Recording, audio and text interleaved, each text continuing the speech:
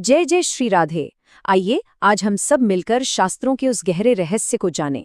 एक ऐसा अनसुना सत्य जिसे समझ लिया तो जीवन की दिशा ही बदल सकती है। चलिए इस दिव्य यात्रा पर निकलते हैं। मेरे साथ प्रेम से बोलिए, जय राधा रानी। देखिए, प्रेमानंद ये केवल किसी भक्त का नाम नहीं है।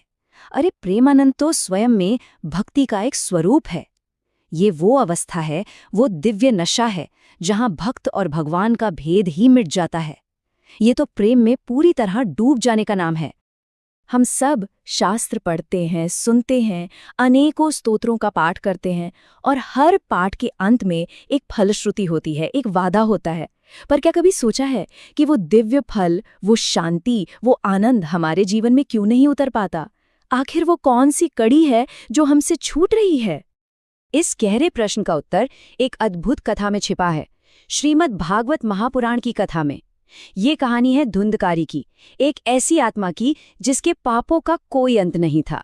ध्यान से सुनिएगा, क्योंकि इसी कथा में वो चाबी छिपी है जो हमारे लिए भी भक्ति के ताले खोल सकती है। तो धुंधकारी एक ऐसा व्यक्ति जिसने जीवन में केवल पाप ही पाप किए।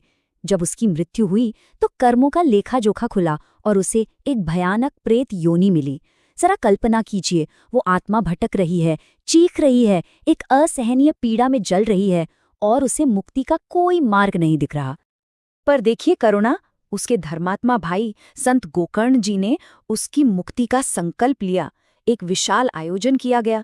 7 दिनों तक श्रीमद् भागवत की अमृत कथा होनी थी और उस कथा को सुनने के लिए हजारों हजार लोग दूर दूर से आकर बैठ गए। अब यहाँ पर वो रहस्य खुलने वाला है। कथा तो हजारों लोग सुन रहे थे, पर उस प्रेत धुंधकारी ने कुछ ऐसा किया जो और कोई नहीं कर रहा था। जहां बाकी सब लोग सिर्फ कानों से कथा सुन रहे थे, वहीं धुंधकारी, वो प्रेत, दिन रात भूख प्यास सब भूलकर उस कथा के एक एक शब्द पर मनन कर रहा था, चिंतन कर रहा था, उसे अपने भीतर उतार रहा था। बस यही एक छोटा सा अंतर था जिसने सबसे बड़ा परिणाम पैदा कर दिया।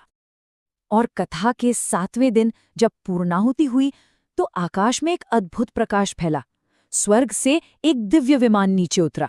सबने सोचा, वाह, ये हम सबके लिए आया है। लेकिन वो विमान उन हजारों श्रोताओं के ऊपर से निकल गया और सीधा उस स्थान पर उतरा जहां वो प्रेत बैठा था। वो विमान केवल और केवल धुंधकारी को लेने आया था। सब हैरान रह गए। तब भगवान के पार्षदों ने वो रहस्य खोला। सुनने वाले तो बहुत थे, पर मनन करने वाला केवल एक था। इसने श्रवण को मनन से सिद्ध कर लिया है। तो रहस्य क्या है? रहस्य है चिंतन, मनन। ये भक्ति के संगम की वो गुप्त सरस्वती है। आइए इसे और सरलता से समझते हैं। जैसे प्रयागराज में त्रिवेणी संगम है ना, गंगा जी और यमुना जी तो आंखों से दिखाई देती हैं, पर सरस्वती नदी वो तो गुप्त है, वो अदृश्य है, पर उनके बिना संगम पूरा नहीं होता। ठीक इसी तरह भक्ति में श्रवण यानी सुनना वो गंगा है, कथन यानी कहना वो यमुना है। ये दोनों दिखाई देती हैं, पर मनन, चिंतन ये वो गुप्त सरस्वती है। और जब तक ये तीसरी धारा नहीं मिलती, भक्ति का संगम अधूरा है, फल मिल ही नहीं सकता। इस बात को अपने हृदय में बिठा लीजिए। बिना मनन के ज्ञान बस सुनी सुनाई बात बनकर रह जाता है, वो अनुभव नहीं बनता। ये मनन ही वो आग है जो हमारे जन्मों जन्मों के पाप कर्मों के ढेर को जलाकर राख कर देती है और आत्मा को सोने की तरह चमका देती है। अच्छा, ये बात तो समझ में आ गई कि मनन बहुत जरूरी है, पर अब असली सवाल उठता है कि ये मनन करे कैसे, इस शक्ति को अपने अंदर जगाएं कैसे? ये तो हम सबकी कहानी है कि नहीं? जैसे ही आंखें बंद करके कुछ अच्छा सोचने बैठते हैं, ये मन एक घोड़े की तरह भागने लगता है, कभी अतीत की गलियों में, कभी भविष्य की चिंताओं में, एक जगह टिकता ही नहीं। तो इस चंचल मन को साधा कैसे जाए? इसका एक ही और सबसे सरल उपाय हमारे संतों ने, हमारे शास्त्रों ने बताया है। हरि नाम का आश्रय। प्रभु के नाम की पतवार को पकड़ लीजिए, प्रेम से जपिए, राधा राधा राधा, क्योंकि नाम और नामी में कोई अंतर नहीं है। ये दिव्य नाम सीधे हमारे मन पर काम करता है, उसे शांत करता है, उसे शुद्ध करता है। नाम जप कोई साधारण क्रिया नहीं है। अरे, यही तो भक्ति के महल की नींव है। आप जैसे जैसे निरंतर नाम जप करते हैं, चमत्कार होने लगता है। आपके अंदर वो योग्यता, वो पात्रता अपने आप आने लगती है कि आप भगवान की लीलाओं का चिंतन कर सकें, उनकी कथाओं में डूब सकें, उस दिव्य रस का अनुभव कर सकें। और अब चलते हैं सबसे अंतिम और सबसे गहरी बात पर। हम सब अक्सर ये बहाना बनाते हैं कि हम तो माया में फंसे हैं, क्या करें। पर क्या ये पूरा सच है? आइए इस अंतिम बाधा को भी पार करते हैं। एक राजा था। वो रोज एक संत का सत्संग सुनता था। एक दिन उसने बड़े दुखी मन से संत से कहा, महाराज, आप जो कहते हैं सब सच है, पर मैं क्या करूं? मैं तो इस माया के बंधन में बुरी तरह जकड़ा हुआ हूं। मैं चाहकर भी कुछ नहीं कर पाता। अगले दिन संत और राजा जंगल में टहल रहे थे।